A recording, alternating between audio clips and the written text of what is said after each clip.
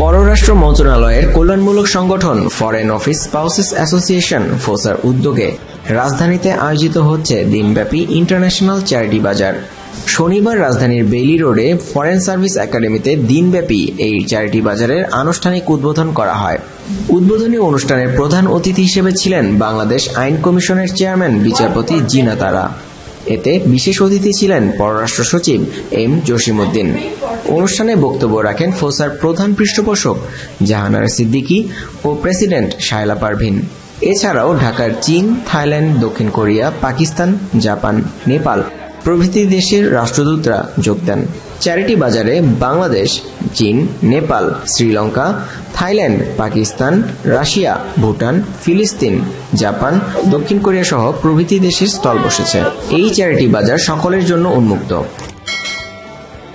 ফোসার সামাজিক ও কল্যাণমূলক উদ্যোগের অংশ হিসেবে এই মেলার আয়োজন করা হয়েছে।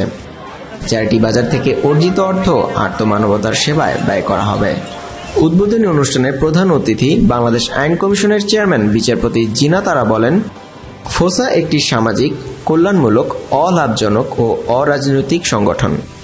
আজকের মেলায় স্থানীয় নারী উদ্যোক্তাদের পাশাপাশি 16টি বিদেশি মিশন এবং একটি আন্তর্জাতিক সংস্থার অংশগ্রহণ দেখতে পেরে আনন্দিত তিনি।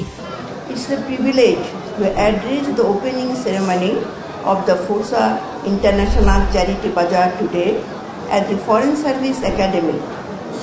My heartfelt gratitude goes to the Foreign Office Spouses Association for organizing this inspiring event and for extending their kind invitation.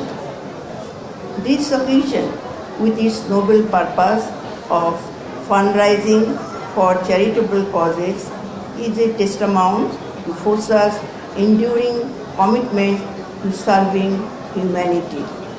অনুষ্ঠানে পররাষ্ট্র সচিব জসিমউদ্দিন বিদেশি অতিথি সহ সবাইকে মেলায় যোগ দেওয়ার জন্য ধন্যবাদ জানান। The spirit of charity comes from human goodness.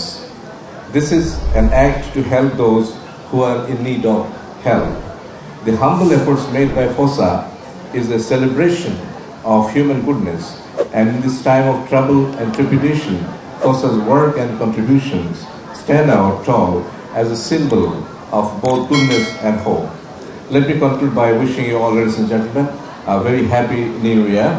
Enjoy this day and all the days ahead. Thank you very much.